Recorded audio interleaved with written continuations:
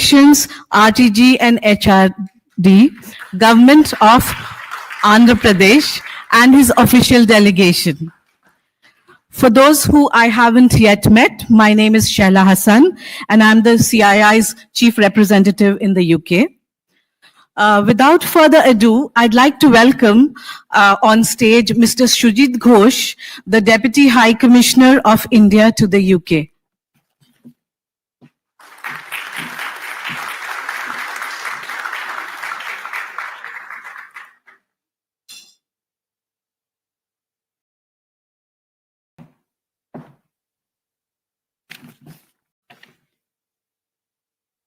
Good evening, everyone. Honorable Minister of IT, Electronics and Communications, RTG and HRD, Shri Naralokesh ji. Minister Economic in the High Commission of India in London, Ms. Nidhimani Tripathi. Vice Chairman and MD, AP Industrial Infrastructure Corporation Limited, Mr. Abhishek Kishore. Distinguished guests and dear friends, Namaskar. Notwithstanding geopolitical headwinds and economic disruptions, India's macroeconomic fundamentals have remained robust. India continues to be the fastest growing major economy in the world.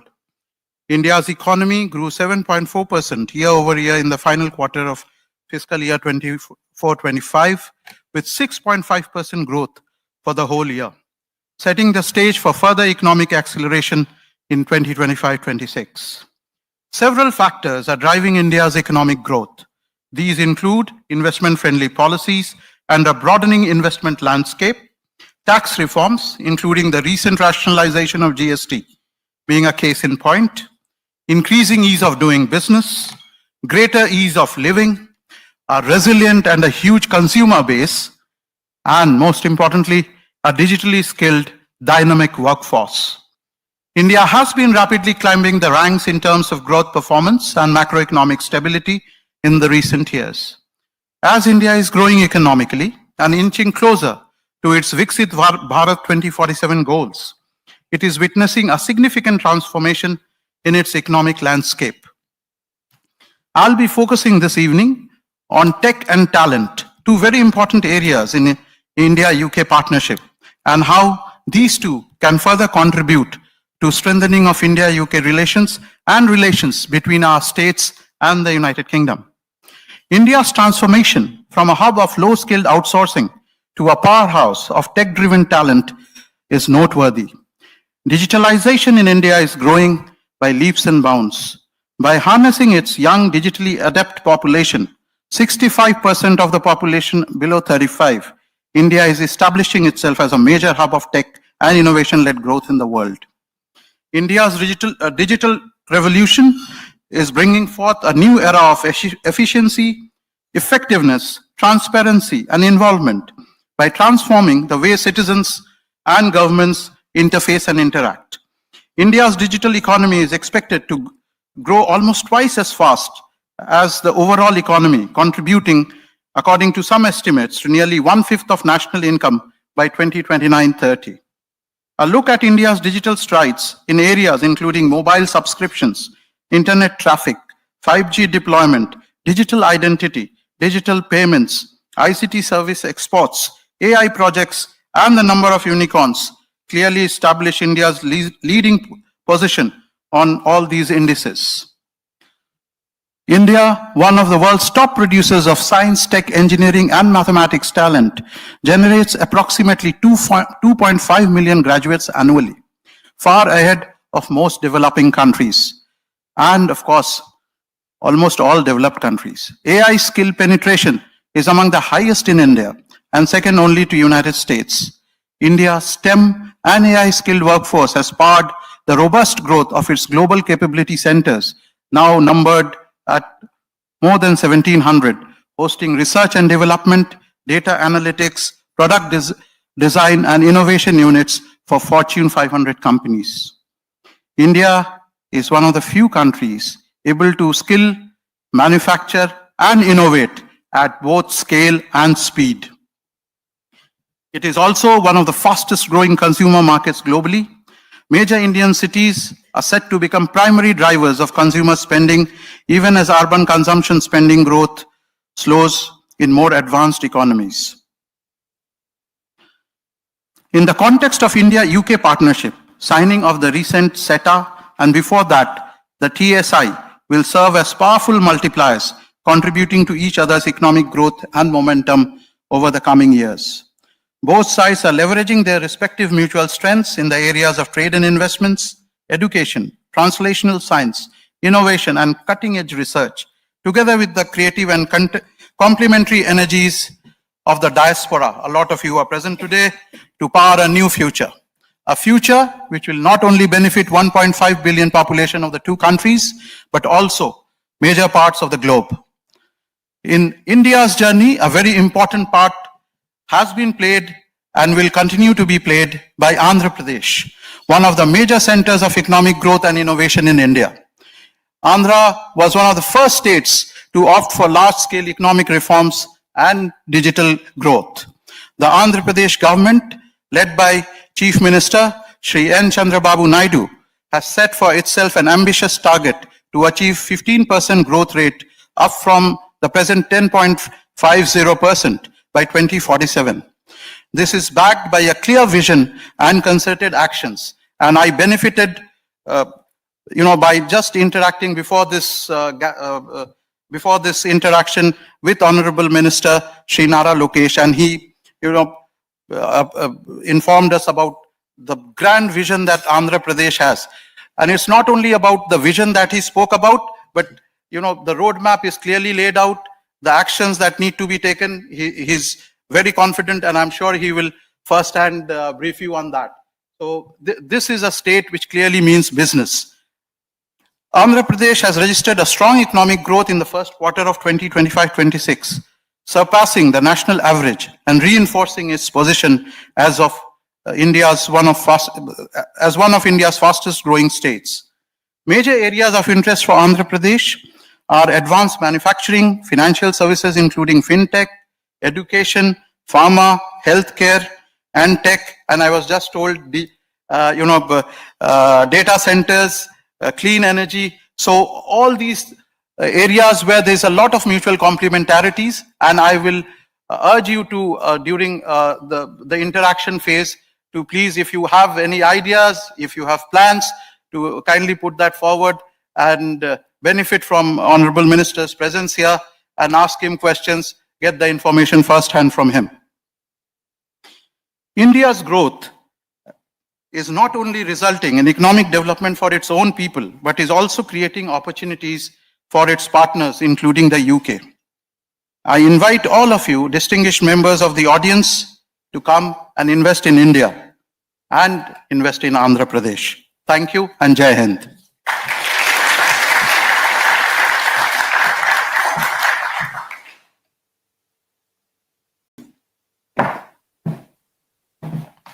Thank you very much, Mr. Ghosh, especially on your enlightening speech on talent and IT and the strengths of Andhra Pradesh. So I would now like to invite Mr. Abhishek Kishore, Vice Chairman and MD, APIIC and Director Industries, Government of Andhra Pradesh, to make a presentation on the state. Please, over to you.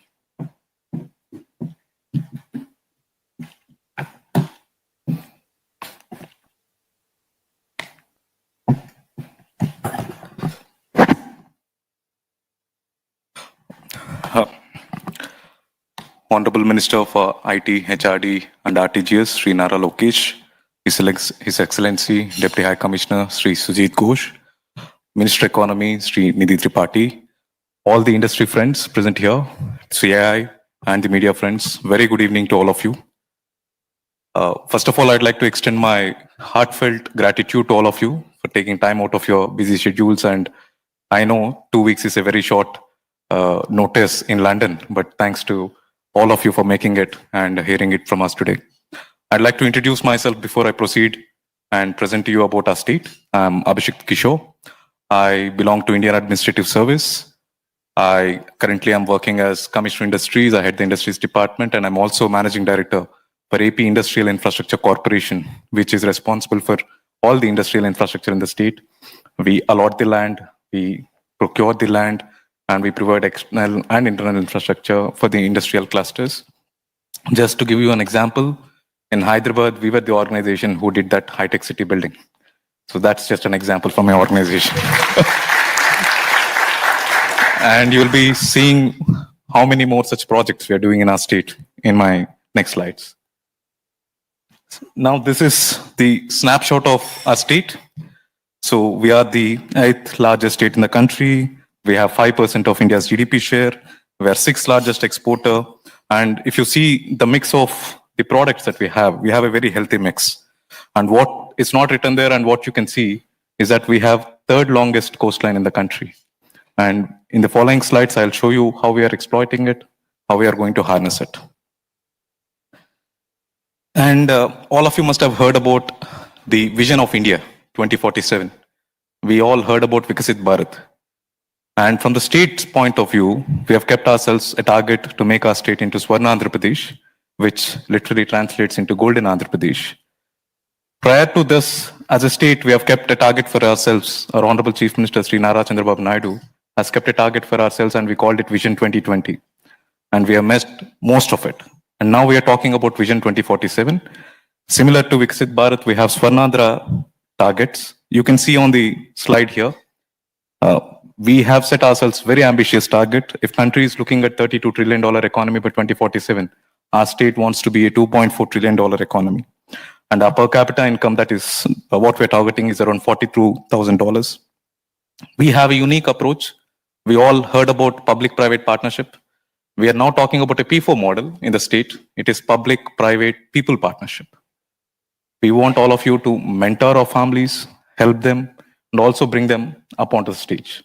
We want to work for our community, and make our community work for the state, the Telugu states, and to ensure that the poverty is out of our state. And these are certain development metrics that we are targeting. We want our literacy rate to go to 100%, female labor participation to 80%. And if you look at our share of renewable energy that we want in our mix, is an ambitious 75%. And the merchandise exports is around $450 billion. So I'm showing you all these targets. I'll also show you the means that we are adopting to achieve these targets. So how are we going to do it? These are certain pillars that we are going to rely on to achieve all these targets. First is policy framework. In the following slides, I'll have details about all of it. But since last 15 months, since the new government has come in, we have introduced more than 25 policies. All the operational guidelines are issued. They're all online. And it is all accessible. I'll also show you how the policies are vindicated. We have examples. We have successful examples of projects coming in under these policies and getting grounded as well. And we want global best logistics in our state. That is one of our focus area. All of you very well appreciate and understand how logistics play a crucial role in the industries. We want to have the best of the logistics. We have 3 industrial corridors. We are blessed with it. Chennai, Visakhapatnam, Chennai, Bengaluru, and Bengaluru, Hyderabad. Now we are working on 3 economic corridors. Visakhapatnam, Tirupati, and Amravati. We are also building a greenfield capital. All of you know, our Honorable Chief Minister is architect of Cyberabad. He made IT happen in the country, not just in Andhra Pradesh. Now he is aiming to build the world's best capital. We'll show you the details of it. And the workforce, the core of any industry is workforce. We are really focused on it. We are putting in functional universities for every niche sector. We are working on skilling our workforce as per your demand. Then we are working on quantum computing. So we are also planning for first quantum valley in our country.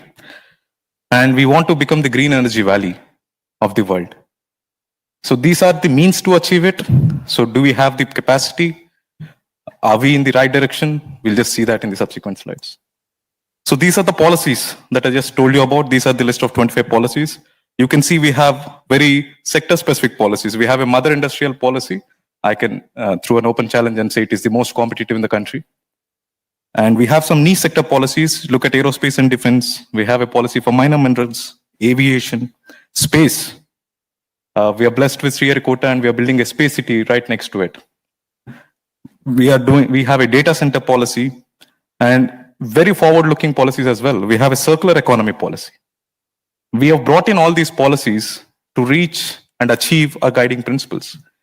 In the state, we are talking about product perfection. We are talking about, all of you know, AP as a state is pioneer in ease of doing business. Today, we're not talking about ease of doing business anymore. We're talking about speed of doing business. You know, AP has also introduced IT in India. Okay, that's how we made Telugu the special second official language of California and many parts of UK. Today, we are working on becoming the lighthouse for artificial intelligence and deep tech solutions. So we're working on it. So we're working on reducing the cost of logistics so that industry would benefit and have a multiplier effect on all the initiatives that government has started. Then coming to logistics, first is the ports. We have six operating ports and we have 4 greenfield ports under construction as we speak. And 2 of them will be inaugurated in the coming year. As I said, we have third longest coastline. We are operating already 30% of the cargo. Our plan is to have a port for every 50 kilometers of our coastline. That is the ambition that we have, and we are definitely going to achieve it. Next is airports. We have 7 operational airports, and 9 greenfield airports are under planning. And 2 of them, our Honorable Chief Minister will lay foundation stone very soon. Apart from having functional airports, we are looking at creating an MRO and manufacturing ecosystem. I'm very happy to say that we had very productive meetings in UK and also in the other countries where we visited. We had a very successful outing in Davos where many companies have approached us to set up very good sectors in the country for the first time. As I already spoke about functional universities, a greenfield airport is coming up in Visakhapatnam, in the city of Visakhapatnam. It will be much better than the Samshabad airport that is in Hyderabad. And next to the Bogapuram airport is the Civil Aviation University that we are planning. As I said, we're aiming for the entire ecosystem. And we're also creating a drone city. Certain sectors like drones and aviation can only happen in clusters, and some of them can only happen in one place in the country. So we want that place to be Andhra Pradesh. So we have already setting up a 300-acre drone city in Kurnool district of Andhra Pradesh, which is only 3 hours away from Hyderabad. So these are various things that state is doing with respect to aviation. So this is the industrial land bank and snapshot of the state. As I said, we have 3 industrial corridors cutting across the entire state. As representing APIIC, I would like to let all of you know, we have 45,000 acre of ready land bank available with all the infrastructure in almost 20 industrial clusters. We are planning for 20 more, and we are in the process of creating a 2 lakh acre land bank across the state.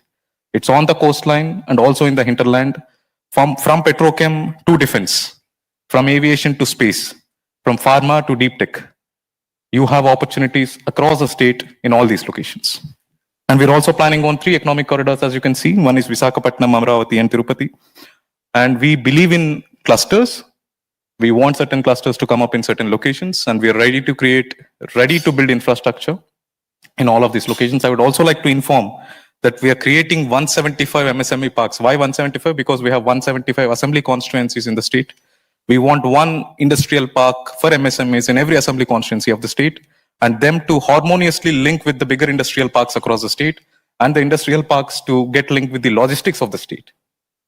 We are planning all of it organically and practically. So this is the industrial snapshot of the state. And in a nutshell, these are the opportunities that you have, the high impact investment opportunities that you have in the state. Amravati, as I said, is a greenfield capital that we are building, aerospace, defense, and space. We have specific parks for this, and I'm very happy to tell you, we have an interest from many of the anchor clients in each of these sectors, some of them already grounded. And to ground any large project, let's say above, on the upwards of 1,000 crores, 5,000 crores, we take 15 days, tops. That too, we have to conduct 3 meetings. One is called State Investment Promotion Committee, which is chaired by bureaucrats, and then one is State Investment Promotion Board, which is headed by our Honorable Chief Minister, and where a small subset of cabinet is present. Once that committee approves, it goes to cabinet. There were days when all these 3 meetings were done in a span of 3 days to get a single proposal approved and to give that comfort and confidence to the investor. So today, there is a meeting happening back in my state, and very interesting project is getting announced in the state. I would leave that to the man who made it all possible. He would tell you firsthand what is happening about it. So these are various sectors and opportunities that we have in the state. And coming to Amravati, as I said, there is a track record for our leaders, for our government, and we are going to create the world's best capital and the futuristic city in the state of Andhra Pradesh. It will be 217 square kilometers. The capital region area is spread across 8,300 square kilometers. As most of you know, most of it is given free of cost by farmers. They have come forward and they said they wanted to be part of this project. And they wanted to be part of the development. Government in return has been given them developed plots. So government didn't spend a penny in land acquisition process for the entire capital city. This has been one of the most successful government land acquisition projects in the recent history of the country. And again, the planning has been meticulous. We are planning for 9 thematic cities in this capital city. We want 80% of public transportation. We want 1,500 kilometers of road network. And state-of-art infrastructure is a given in this city. If you're looking for a place to develop and prosper, this is one location that you definitely should take away from this room. And Green Hydrogen Valley. This is not a figment of our imagination. January this year, Honorable Prime Minister has laid foundation stone for Green Hydrogen Hub in the state of Andhra Pradesh with an investment of around 1 lakh crores. It is being supported by NTPC, that is coming up in the northern part of the state. So we are going big in green hydrogen, and when we have written a statement there that by 2030, Green Hydrogen Valley will become the capital of the world, but not the country. We have all means to achieve it. We have a massive RE potential, be it wind, solar, and pump storage. There are 10 players who have got PLI for solar manufacturing. 5 of them are already in Andhra, and we are sure we are going to bag other 5 as well. Tourism.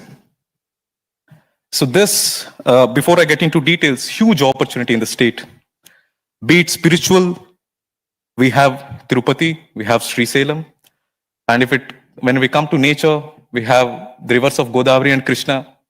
We have the Araku Valley, and there are many hidden treasures like Gandikota.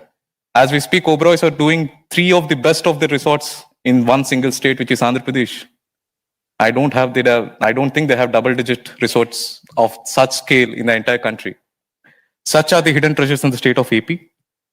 We have 7 anchor hubs. We are focusing on all circuits of tourism, and we have state-of-art tourism policy. You name a big tourist player in the world, they are looking at Andhra Pradesh already, and we are aiming to create 50,000 keys in next 4 years' time. IT, I'll not speak much about this. I'll leave this again to our minister who is making everything happen here. TCS, CTS have already come to the state. The name of Tata Consultancy Services will be in Visakhapatnam as soon as next month. And there are other good examples. All of this is happening because we are aiming and working in a very strategic direction. We're trying to get the sea landing cable for data centers to the city of Visakhapatnam. And along with it, some really good names, which will create the entire ecosystem in the city of Visakhapatnam. And I would like to speak more about the city of Visakhapatnam. Most of you in the room must have heard the name, Visakhapatnam. Not just about the beach. Beach is not the best thing in the city. The community is the best thing that you should know about the city of Vizag. Very vibrant, very inspiring.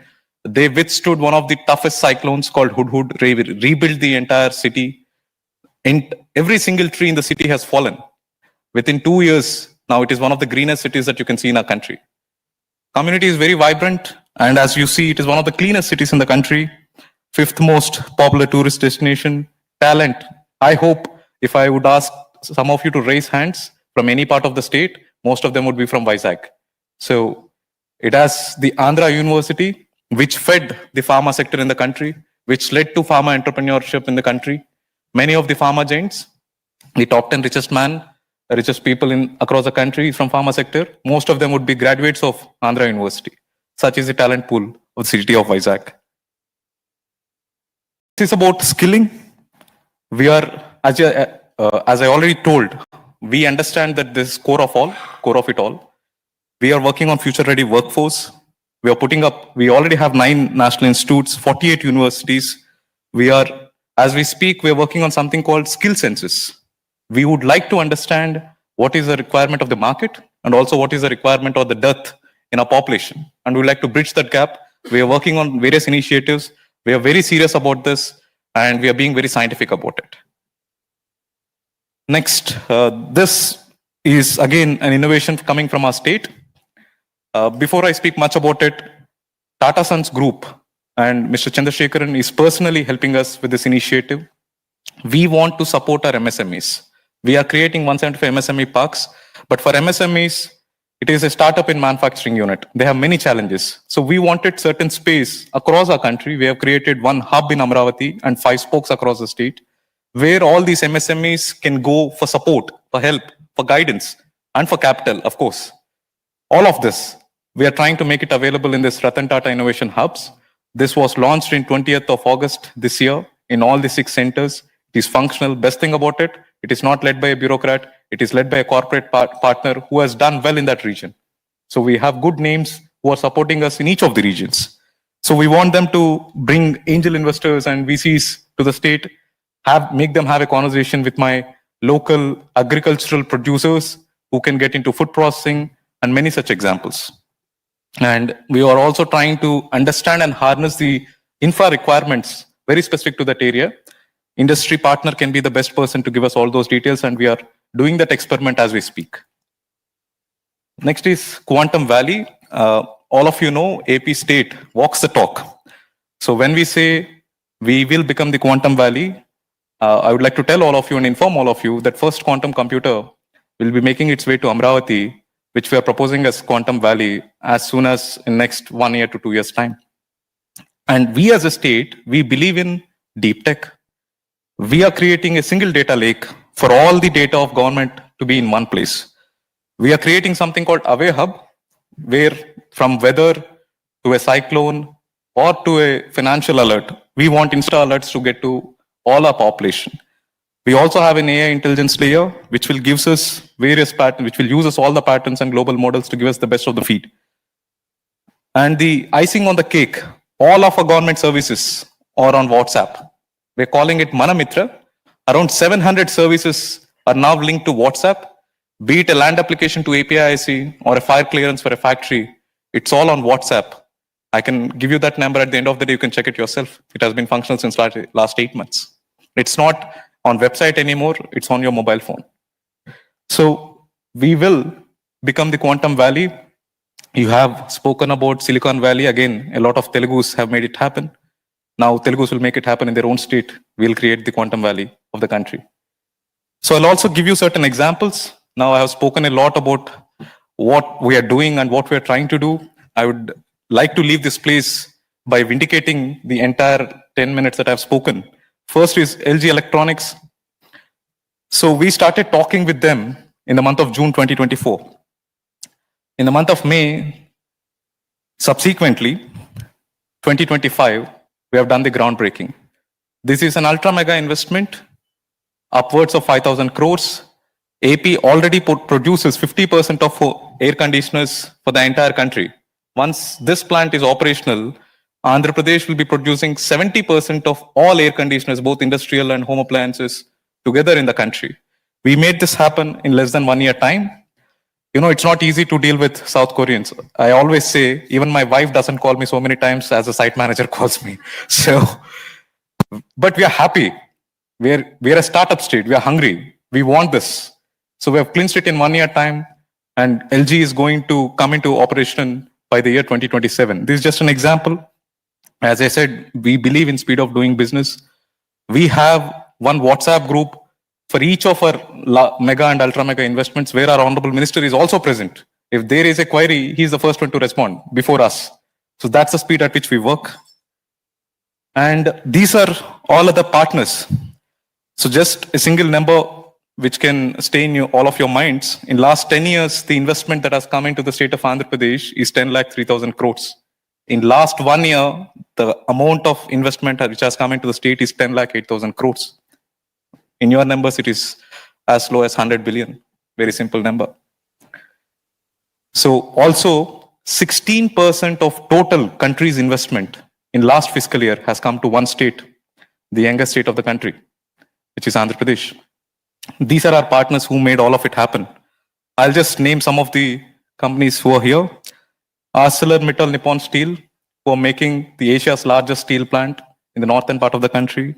We have Bharat Petroleum, who is doing their 5th oil refinery in the country, in southern part of the state, in a place called Ramayapatnam, where in the northern part, we are creating a captive port for the steel plant. In the southern part for the oil refinery, we are creating a greenfield port so that entire ecosystem can land there. We have Raymond, who have come get into defense sector and aerospace sector in the state. We have LG Electronics, we have TCS, we have Cognizant. There is a good name Google there, but I'll not talk about it. There is Tata Power, and in the hospitality you see Oberoi, Taj, Mayfair, and we have the Lulus, we have the Reliance. We have covered almost the entire economic snapshot. We still have some of you left, so after this meeting, I hope all of you will add to this list. All of this is happening because first of all, we have the brand name of our Chief Minister. CBN, Mr. Chandrababu Naidu is not just a name. He has a proven track record. He is a brand. And as a department or as civil servants, we are exploiting it totally. And then we have direct and involvement of a senior leadership, be it our minister who is present here and all the young ministers that we have in the state. We have their direct involvement in fostering the industry and in solving their issues, and most of it all being available to them. So this is happening in the state, hence all of this. Last but not the least, we are doing a partnership summit in the month of November, 14th and 15th. CII has been a very good partner with us. We have done it already thrice. We are going to do it for the 4th time. And this time, with all such huge expectations, last 1 year, I am repeating my sentences again and again. In last few years, it has been magic for the state. All of it happened. So we want to build on it. And the targets that we have set for ourselves is very ambitious. So all of it, we want all of it to be brainstormed, to be discussed, to be validated in this partnership summit. I most heartfully welcome each of you to come to the state of Andhra Pradesh and be part of this partnership summit, become partners and be part of the growth story of Andhra Pradesh. And we thank CAI for organizing all of this. And we'll be available to all of you. We'll be waiting to welcome all of you with open hands in our state. It's my privilege and honor to speak about our great state of Andhra Pradesh amidst this August gathering. I thank each one of you again for giving me this opportunity and being present here. Thank you.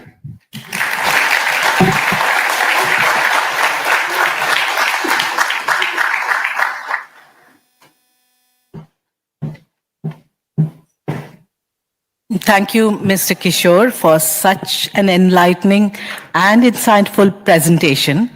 From tourism to quantum, IT to electronics, AP seems to have it all.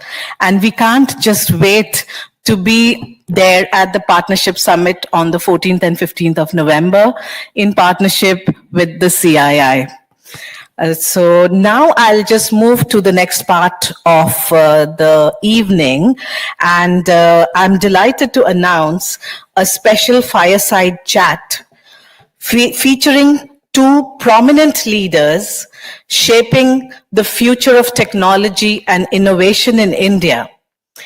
It's my pleasure to introduce our distinguished speakers. It is my proud privilege to introduce Shri Nara Lokesh, Minister of IT, Electronics and Communication, RTG and HRD, Government of Andhra Pradesh.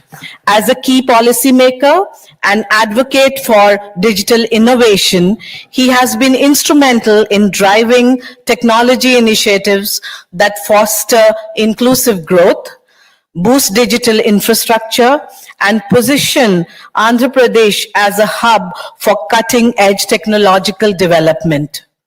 He will be joined by Mr. Harshul Asnani, President and Head, Europe, Tech Mahindra, and member of the CII's UK India Business Forum, a visionary leader with extensive expertise in digital transformation, technology strategy, and innovative solutions.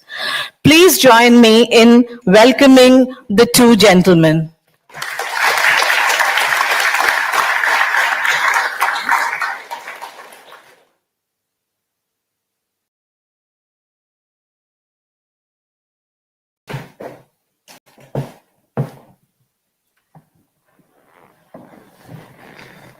Mr. Lokesh, can you guys hear me? Is it audible?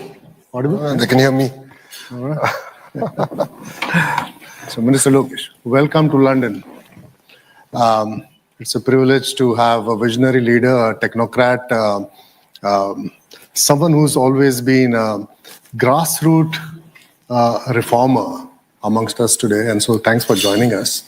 The story of Andhra Pradesh is very well known. You have very quietly but very confidently taken the state to different level altogether. And the Vision 2047, whether it is the 2.4 trillion ambition and all the numbers that I saw in the presentation by Abhishek, it was also pretty evident to me that you are not just chasing numbers, you are architecting a future. And while we will unpack in our conversation the story of Andhra Pradesh, I think it will be a great way to kickstart our conversation by also learning a little bit about your personal journey, the man behind the vision, and somebody who I believe is equally comfortable with GDP numbers and spreadsheets at the same time decoding AI. So it'd be amazing to hear your thoughts. No, thank you very much. Thank you, CII. Thank you to the Indian High Commissioner and his entire team for hosting me here. Really appreciate it. Just to quickly, before I jump into my background, I know Abhishek stole my thunder by making the presentation. But 3 reasons why Andhra is able to deliver. 1, we have a leadership with track record. You know, our Chief Minister requires no introduction. He's done it in the past with a combined state. He's doing it all over again with the new state. 2, speed of doing business. There's no state in India that's talking about it. Everyone's talking about ease of doing business. But let's understand it now. All of the companies here, the kind of investments that they're going to be making could be 10 million, ranging to about $1 billion or even more. A 6 months delay in your project throws your entire business plan. You know, it completely goes out of whack. So we as a state understand the importance of speed of doing business. And I'll give you a few examples of how we got it done. ArcelorMittal, it's well known here. They are going to build one of India's largest steel plant in south of Visakhapatnam. And it all started with one Zoom call with Aditya Mittal. We did one Zoom call. He said he had 3 specific asks from the state. And all I said is, give me 12 hours. I need to confirm it with my chief minister. We got it confirmed and we got the project grounded. So this conversation started in June last year, 2024. Looks like June 24 is a good month because the LG Electronics conversation also started in June 2024. We are going to break ground in November for a steel plant. We got it done. Same thing with a company who shall not be, name cannot be disclosed by me officially. They're going to build one of India's largest data center in Visakhapatnam. It's going to be a 1 gigawatt data center. We started it from ground up. That conversation, I think, happened around August, where I drove them personally, showed them the land, and got them excited about Visakhapatnam. To the domestic companies like TCS, with Chandra, I had this conversation, and TCS, because of the economic value that they add to the entire ecosystem and being IT, and you understand this better, we gave them land at 99 paise. We Which is also coming unheard of. after you now. Please, Abhishek, you have your first client ready now. So that's how we get things done. And that's what we mean in terms of speed of doing business. Please understand that, it's not just talk, but we actually mean it. 50% of our legislatures are first-time MLAs. 17 out of the 25 ministers are first-timers. So we bring a lot of passion, hunger. I'm one of the most senior one. This is my second term in Mr. Naidu's cabinet. But we bring a lot of passion, and that brings to the third thing, which is we are a startup state. We are not a Fortune 500 state. We're not content. We are hungry. Yeah. We're hungry for your business. And that's why in the last 15 months of this government, we've landed close to $120 billion investment. And please understand, we don't have an MOU with ArcelorMittal. We have not signed MOUs. We are not in the business of signing MOUs. We are in the business of grounding. That's our business, and we deliver on speed of doing business. So this is a little bit, I just wanted to sort of sum it up with what Abhishek shared. Coming to my background, I did my bachelor's at Carnegie Mellon, worked at the World Bank for 2 years, Stanford MBA. Majority of you don't know the other side of Mr. Naidu, who's a serial entrepreneur. He had 3 failed startups, and his 4th successful one was the dairy business. Yeah. So I came back to the dairy business. Then my wife graduated from Stanford, decided I was no good for the business, threw me out of it. 2013, I've been a politician, and it's been a memorable journey ever since that. Wonderful. You also did a Padayatra. Yes, I did. Helped you frame your political ideology and your thinking and your policies. Stanford MBA was great for business, and Padayatra, I think, sort of gave me a lot of EQ, which was very important to understand the grassroots challenges of India and my own state. A lot of the policies, a lot of the conversations, a lot of the frameworks that we have developed is based on my walkathon.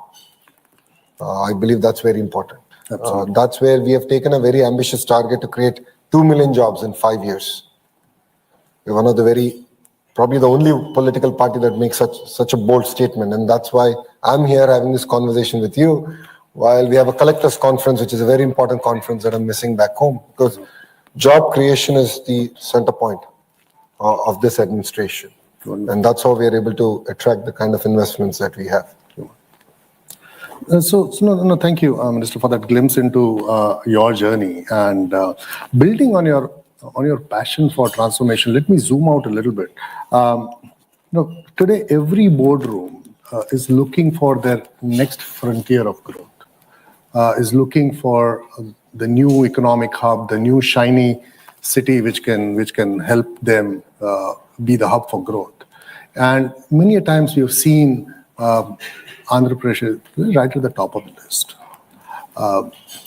So as you look into the future, you told me that a lot of your ministers are younger and you're probably one of the older ones, and I'm very surprised at that. You have such a long career ahead of you. How do you see things evolving for you beyond just the numbers that we all heard, and for Andhra Pradesh? No, if you look at the map, Andhra Pradesh is a peculiarly long state. We have the second longest coastline in India. And being a long state, it lends itself up for decentralized development. So what we have is, cluster-based approach. And I believe that that's very important for ecosystems to not only survive but thrive. So we've built an automotive ecosystem, of course, anchored around Kia. In the southern part, we have an entire ecosystem being built around drone. We have an ecosystem around renewable energy, solar, wind, pump storage projects. We have an ecosystem around electronics, semiconductors in that. And then we have an entire ecosystem around CBG, compressed biogas. The Quantum Valley, as Abhishek just shared, that's one. Aqua is another big thrust area for us as a state. Steel City, led by ArcelorMittal. We have a pharma city, medical devices city, chemical city. So we are able to build all these ecosystems because I believe in the importance of vertical and horizontal integration. Now, what do I mean by it? Now, let's take a mobile phone as an example.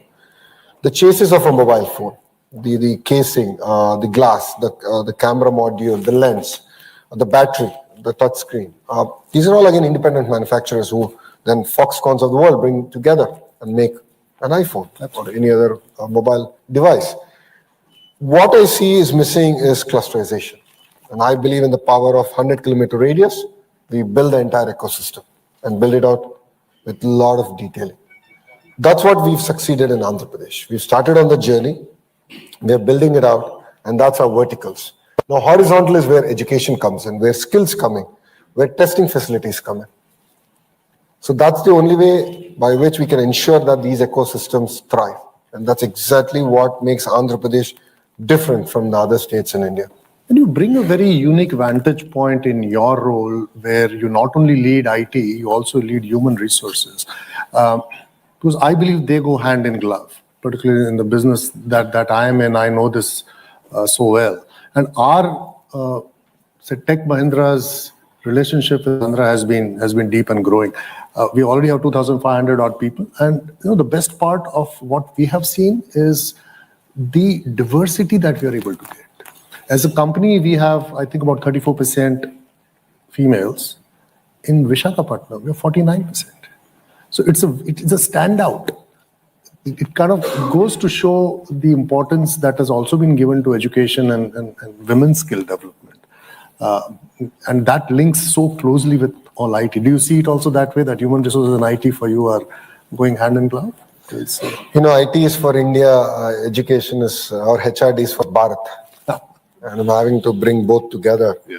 That's where I think one of the slides Abhishek spoke about Naipunyam. Yes. Naipunyam is a very interesting experiment, if I may, which we're going to launch in October, where we're trying to match the supply and demand, where I have youngsters who are well-educated, who are searching for jobs, and then there's demand.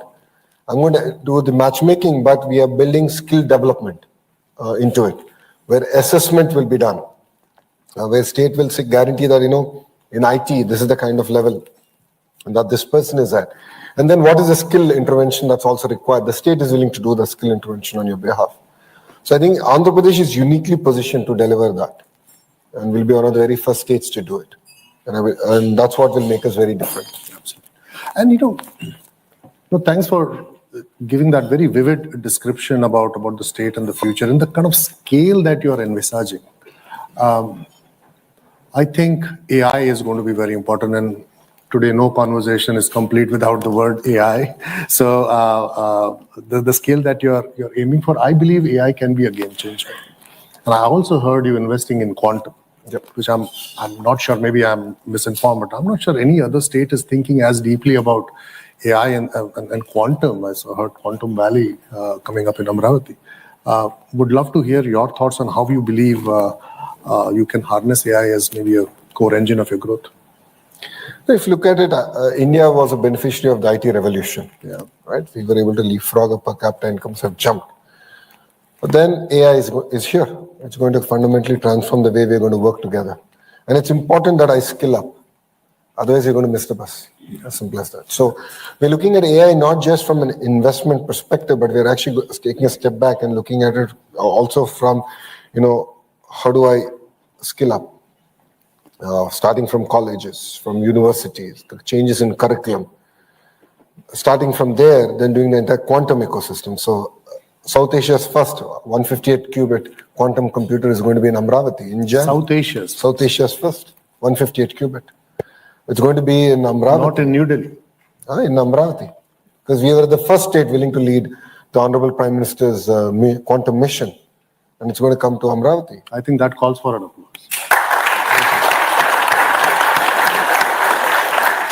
And then we're going to build the use cases on it. You understand? Quantum requires use cases. We're going to build the use cases on it. We're going to dedicate certain capacity for startups to sort of use quantum computing. And I believe that will create an amazing ecosystem, again, in Amravati. But the kind of ecosystem we're building in Visakhapatnam around data, and the data city that's coming up there, that's going to, again, position Andhra Pradesh in a very unique manner. The cables that are going to land there are going to be double the capacity of Mumbai. Which, Mumbai is number one in India. We're going to double that. And this is going to happen in the next 3 years. And it's going to be 1.5 gigawatts of data centers coming up. And that's just the beginning. We're talking to a lot of other players out there. So I believe that Andhra Pradesh is well positioned from education, from skills, all the way from building the entire ecosystem. It could be quantum, it could be data city. I believe that we are positioned well. And do you think GCCs would be a big beneficiary of this infrastructure, digital and the physical infrastructure that you're developing?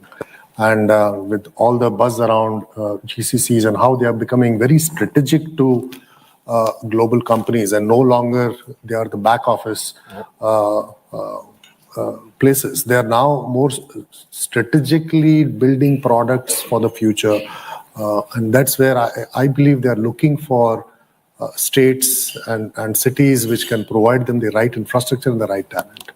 And I think what you just told me potentially GCCs can be big beneficiaries of that. Absolutely. I mean, I think GCCs boil down to talent, talent, and talent. Yeah. Anyone can build an office space. I can give you best air conditioning. That's the easy bit, right? Go to Tech Mahindra. Just look around. I can challenge at least 25% of your workforce will be from the 2 Telugu-speaking states. So talent exists. Yeah. We have it. We are going to skill up. Yeah. And that's what makes us very unique as a state.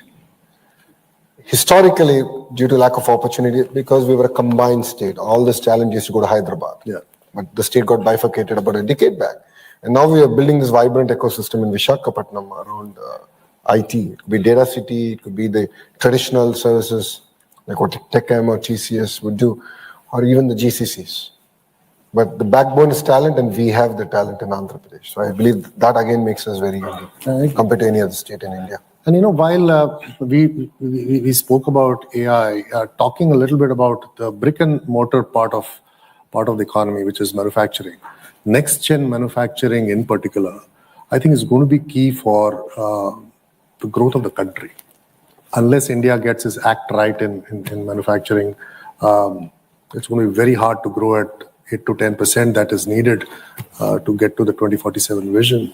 And whether it is semiconductors or EVs or the green energy projects, some of the slides I saw from Abhishek were staggering numbers, and the vision was very, very evident.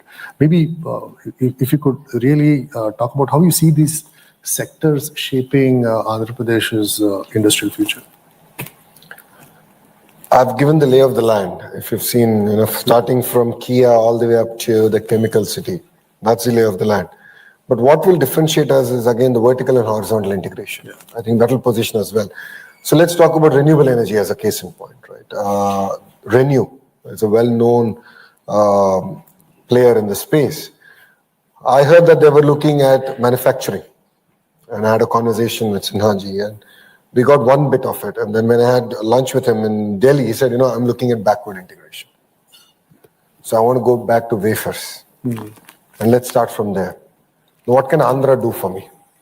That's the kind of work we're talking about. So, if India has to grow at double digit, we need to go back to the most basic and go all the way up to energy. So it's no longer just about, energy is going to be done by one company, manufacturing going to be done by another company. Everyone's looking at integrating. And that's exactly the role that Andhra Pradesh can play. So that's the entire vertical bit. And the horizontal is the education, the skills, and the testing labs. And that's what again makes Andhra Pradesh very unique compared to other states. We are doing this in compressed biogas. We're working with Reliance. It's close to about a $5.5 billion investment coming into Andhra Pradesh. And they've not succeeded in any other states, but Andhra is moving fast. Close to 80,000 acres of barren land is going to be given on lease to Reliance by end of October, so they can grow Napier grass, which can then be used to generate compressed biogas that can commercially be used for various other products. So that's the pace at which we want to move. And it's all concentrated in one zone, one district, which has quite a bit of barren land. But then that's where education comes in. So I'm already working with their team and say, what's the curriculum? What's the kind of talent you need at the factory level, at the agri level? And that's the kind of role that we play. See, once you shake hands with Andhra Pradesh, it's no longer your project, it's our project. So together we do it. And as Abhishek has just shared, I think I'm on close to 12, 13 WhatsApp groups where every week my office gives an update. This is what we agreed this week, this is what has happened, this is the status. So I don't know about whether your CEO will follow up with you on a weekly basis, but rest assured, I will follow up on a weekly basis. No, that's just so amazing. The kind of velocity that we see coming from bureaucrats today and politicians today actually far surpasses what we see in the corporate world. And while many states come by and talk about their economic plans and policies and trying to attract investments, from your vantage point, what really makes AP different from many others? I mean, you did talk about it in various questions I asked you, but if you want to just distill it down to 2 or 3 things that you believe that AP is really differentiated as compared to many other states, because I'm sure this audience here would have heard many other states coming in. So maybe if you could. So 3 clear reasons. 1, leadership with track record, which no other state can offer. Yeah. We've done it once, we'll do it all over again. No second thoughts about it. Second, speed of doing business. I've given clear examples of how we've come to achieve it. I can challenge you to find another state that can do it at the pace at which Andhra Pradesh can. And we'll beat them. No second thoughts about it. Third, we're hungry for your business. We'll bend backwards to land your investments in Andhra Pradesh. No second thoughts about it. I'll give you an example of it. Another example. It's no public knowledge. Skyroot, which is the SpaceX equivalent of in India, started by a very young entrepreneur. He met the Honorable Chief Minister in a dinner and said, the land you're offering is a bit expensive. Can you reduce the price? I mean, he had an open conversation with the CM. CM said, done. They arrived at a price. Then this entrepreneur was quite smart. I mean, he is an entrepreneur for a reason. He calls me and says, the CM offered me a price, but can you do better? I said, okay, we are beating around the bush. What is the price at which you want? He said, X. I took it up to the cabinet and I got it cleared. It's 300 acres given to them. They're going to build the entire space ecosystem. It's a 5,000-acre space city we're building with them as an anchor. And all this happened in a period of 1 week, 7 days. And I think we took 7 more days. In my view, it is 7 days too long. We could have done it in 24 hours. And Abhishek has clearly stated there are many examples where 3 days we cleared proposals. So we did all the 3 statutory meetings where we discussed it threadbare on proposals and we cleared it. And we're willing to do that for any of the investors. So it doesn't necessarily have to be a large or mega. Every investment is important for us. And if you want to be a $2.4 trillion economy and we want to grow at 15% CAGR, up from we're about 11% today, we have to fire on all horses, and we're quite clear that we are going to do it. So it's evident that while you have the strategy, you have the right culture that you're brewing in the government, the performance centricity, the speed, the scale, and as they say, culture eats strategy for breakfast. Yeah. And I think that to me is coming out clearly. That is a very clear differentiator that you have compared to before that, and you kind of built a compelling case for the edge that Andhra Pradesh brings. But finally, I would also like to ask you about the diaspora and the soft power of the diaspora. Telugu diaspora here in UK and overall in Europe is a very, very powerful network and a soft power, if you will. How do you see the role, and how do you see them as ambassadors of Andhra Pradesh? No, Telugu diaspora is massive. No second thoughts about it. They're pretty much now in all the boardrooms out there. And they play a very important role in being the brand ambassadors of the state. So my appeal to them is that, we are ready. We are here. We'll make it a worthwhile journey. That's been my pitch. And we've seen early success stories of those sort of now coming about in Andhra Pradesh. So they'll continue to play a very important role, and we'll actively engage with them. We have APNRT, which is for non-resident Telugus, which pretty much works across the globe. And we look forward to actually landing these initiatives in Andhra Pradesh. No, thank you.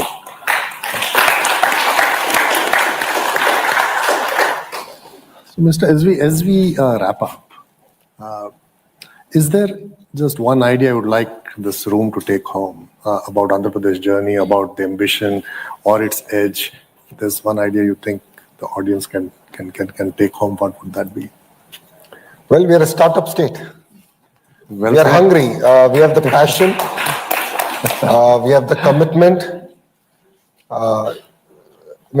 Look at all the Fortune 500 companies, and they've all started with hunger. That's what we have. You will see the same passion, the same culture, as you rightly said. This is something that percolates across all the ministers, ministries, and offices. We are working with the same commitment to deliver. This, I believe, no other state has. And the reason is that we're all new. 17 of us, well, I'm not part of the 17 gang. But just to give you an idea, before a cabinet meeting, it might sound simple, but it's very important. And thank you for touching about culture. Before cabinet meeting, the ministers who are available, we actually meet for breakfast. We discuss about what's happened in the last 15 days. What are our hits? What are our misses? And we are a startup state which is willing to learn. We're willing to listen. We're also human. We make mistakes. 3 out of 10 decisions might go wrong, but we're here. We're willing to learn from our mistakes. We're willing to be open, frank, have a very honest conversation, and ensure that it's a smooth journey. And I believe this is something that's very unique to Andhra Pradesh that no other state in India can offer. Yeah, absolutely brilliant. And thank you so much for a wonderful conversation, and thank you for connecting the dots so well. Thank you for taking us on a journey which I think was part strategy, part soul. Mind and soul. And a testament to the humble and the visionary leadership that you bring to the table. I know we could have gone on for an hour more, but I'm a little cognizant of the time. I would love to have some questions from the audience as well. But before we do that, I will be remiss if I don't congratulate you on the phenomenal, incredible performance of your son. Yeah, thank you.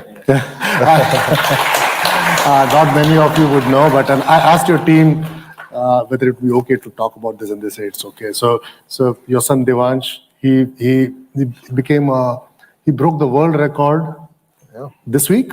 It's been 2 months. 2 months. But he got the award officially Just this week. 3 days back. 3 days back, and He got me to UK. So I'm Devansh's father. That's a very proud moment, I'm sure, for you and your family. And genius runs in the family, I guess. He's smarter than me. I'll leave it there. At 175. So he solved 175 checkmate puzzles in 11 minutes and 59 seconds. My gosh. And this achievement shadows everything else that Lokesh talked about. Yeah, I know. I agree. Yeah, no second thoughts about it. So, with that, I would like to carry the dialogue forward with the audience. Shil, how do you want to do this? We have mics in the room, and just state your name, which organization that you represent, and try to make it concise so that we can get a few more questions. So, Honorable HR Minister Lokesh Garu and Kishore, my name is Dr. Kishore Babu Charsani. I'm a pharmaceutical professional based in Nara. Mic is probably not working. Go ahead, we can all hear you. Yeah, I'm a pharmaceutical professional based in Nara. I have a startup company that I started a year and a half ago. We're developing high-value medicines for the EMA market, which is 26 member states in the EU and UK, which we are going to be commercial next year. More than a question, with the knowledge that we develop in the pharmaceutical industry and the passion that I have for Andhra Pradesh, with my colleagues that EMA region, I developed an expert note that I would like to submit to you. It is about developing an effective ecosystem for pharma and health. Absolutely, yeah. Which is somewhat missing when I try to see the business partnership of EMA region with India. It's there everywhere. But we developed something that a short report of 2 pages that I would like to submit for you. You can review this and maybe you can develop a task force. That's my submission. Thank you. On pharma, if you look at it, in Visakhapatnam, we've landed quite a bit of the larger companies. Laurus Laboratories is building one of their largest center ever. And that will create the vibrant ecosystem to start off. But, we would love to hear from you. I believe on the vertical and horizontal. Again, go back to the basics, right? That's very important. And the testing ecosystem, the research ecosystem, and, that's going to be very critical. So I'll take the note from you. You can share it with them. Thank you. Maybe one question from this side of the room. Yes, please. Tanu. Okay, we can hear you. Go ahead. Scott is again a professor at government university before. Nice. Studied the research on AI and autonomous driving. Firstly, thank you, Honorable Minister, for mentioning Skylo. It's a company from a fellow Canadian from my current so I'm very pleased to see this. I can hear you. Don't worry. Okay, perfect.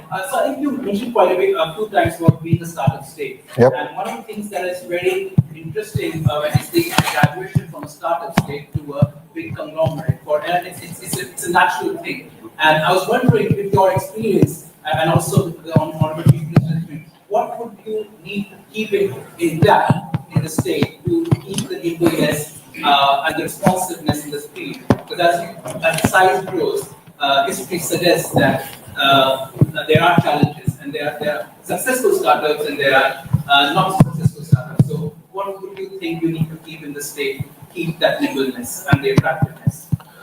It boils down to culture. It's about, every investment is important. Every investor is important. And it's not just about attracting new investments. It's also about going back to companies that have already invested and trying to understand how Andhra Pradesh can be part of their next investment and growth trajectory. So the culture to just listen and be there and stand up for what we believe is right, I think that is very, very important. And that is something that from the Honorable Chief Minister down to the entire administrative service, we're driving with a lot of rigor and energy. So every time I come across an article where I believe we have missed an investment, the team hears it from me. Abhishek is giving me a smile because I message him directly. I message my industries minister because there's a group of ministers that look at investment promotion. We're very frank, we're very open. We're like, this is an opportunity that we have missed. How is it that we missed? Where did we go wrong? How can we learn from it? So whatever has happened, but how can we learn from it? If you have that bent of mind and that culture permeating from the Chief Minister all the way down to the entire administrative service, I believe that can be potent and an amazing catalyst. And that is something that I believe that we should hold on to. And we should not be complacent. From this side of the room, maybe. I can hear you. Go ahead.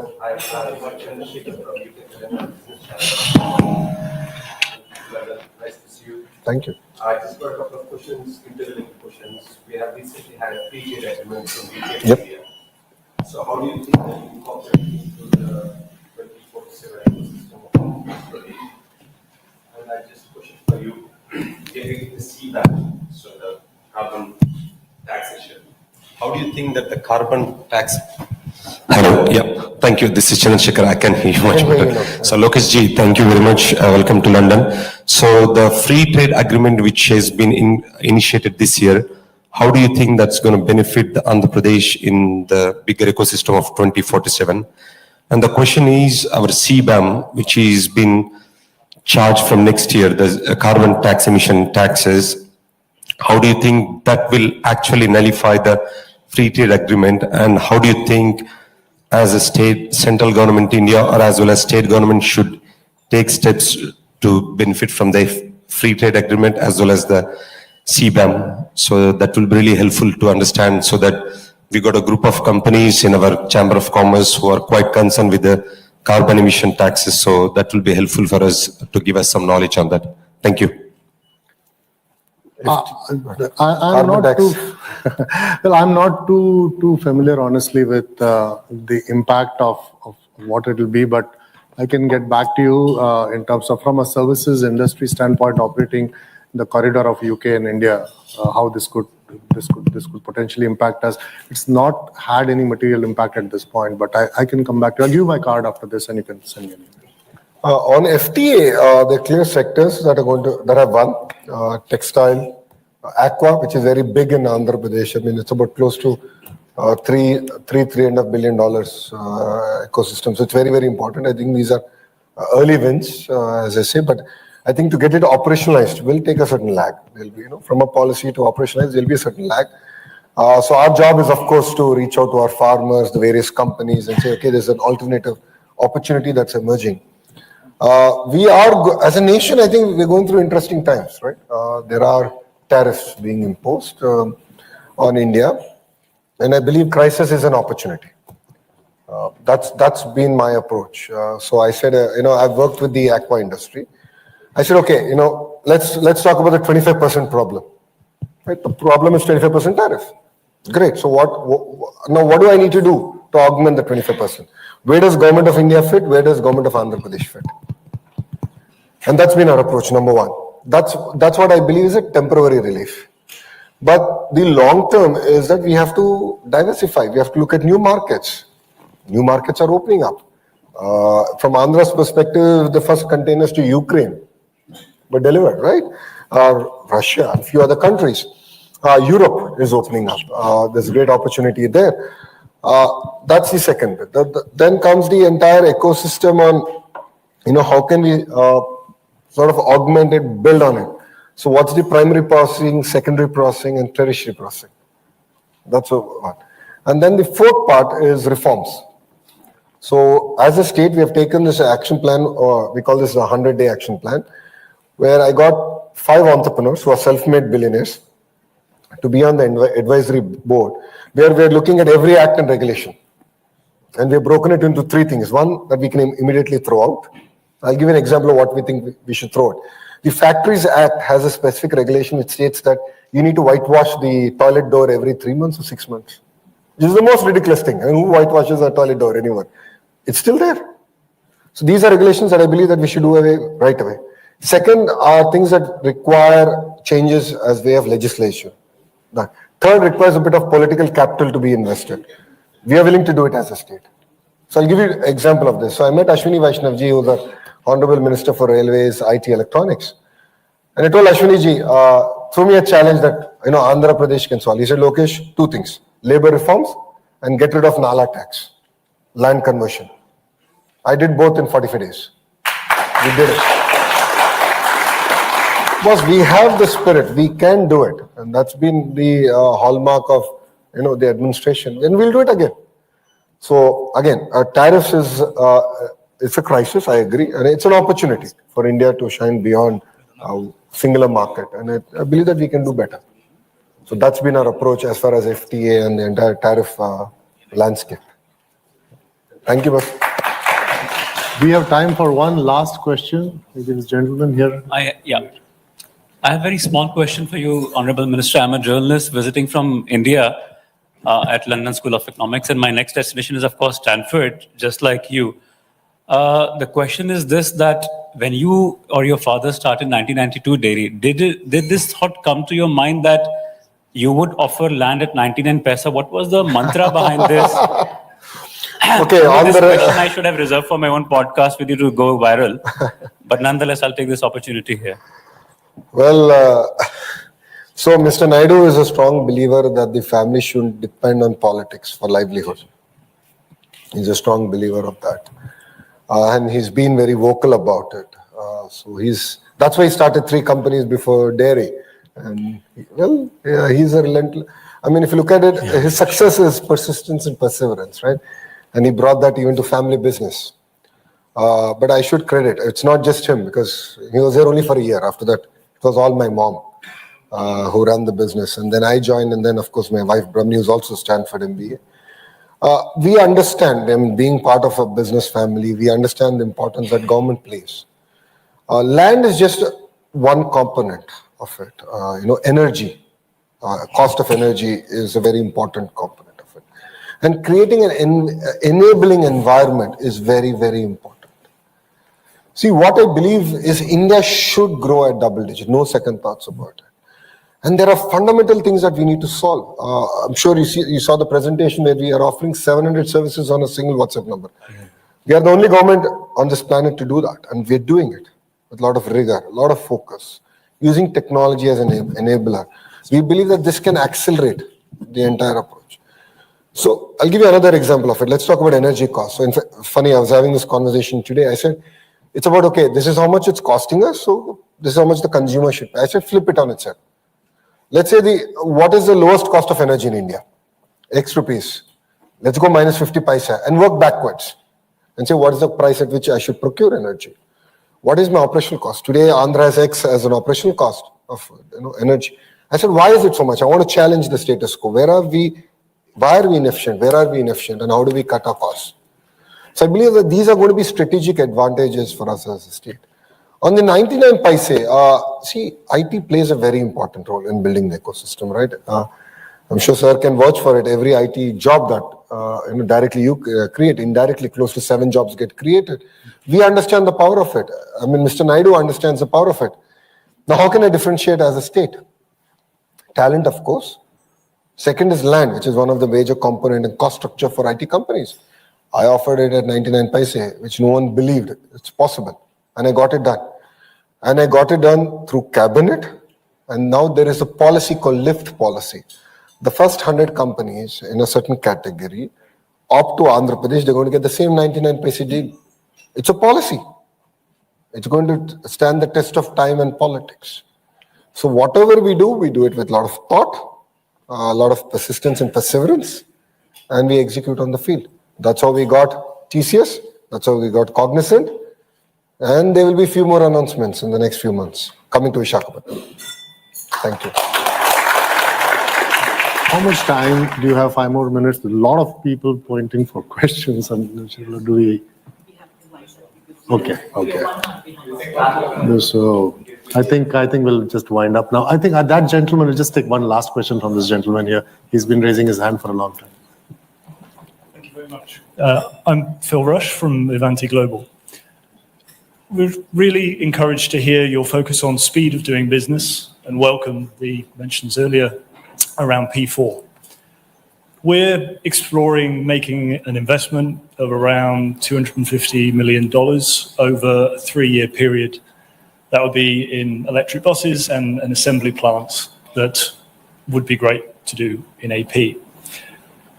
How, or is it possible, for us to get that kind of deal through with yourselves in the kind of timelines you're talking about? Maybe a week.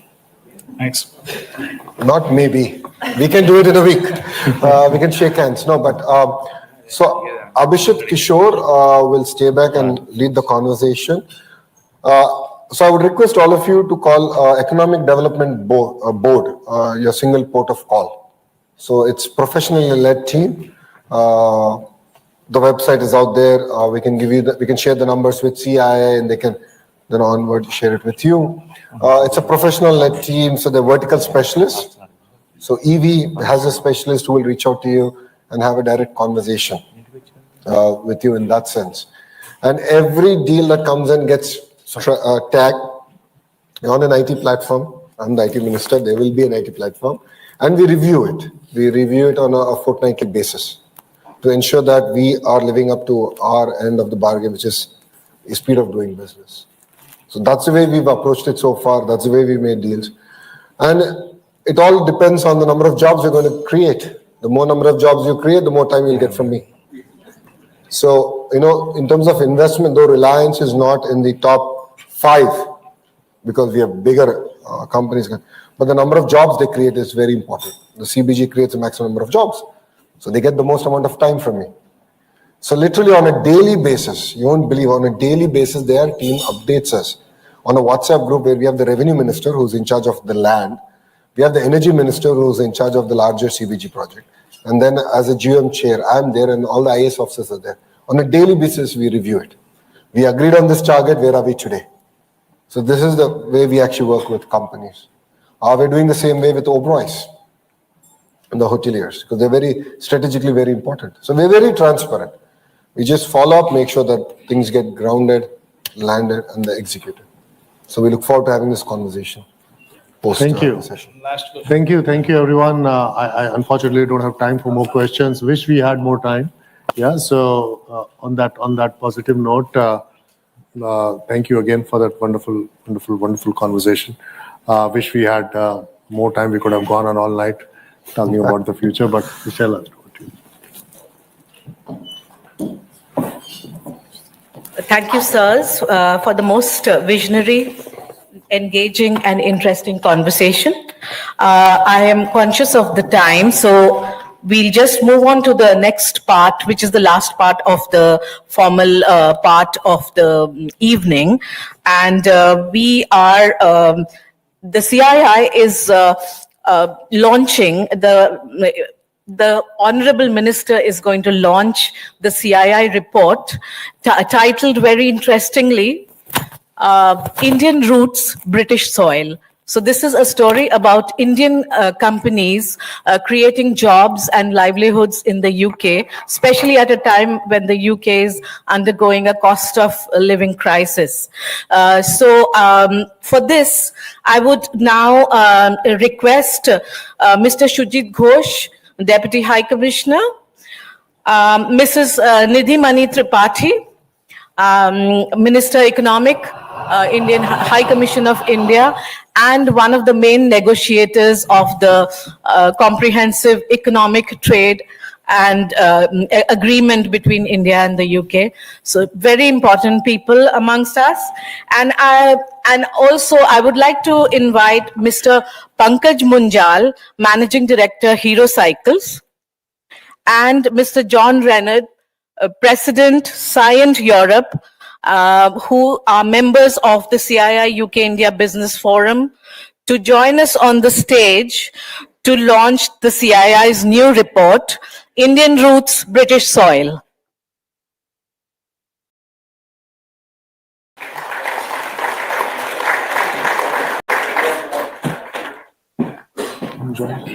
No, आपको नहीं दिया. Can we get one more report, please? Oh, thank you so much.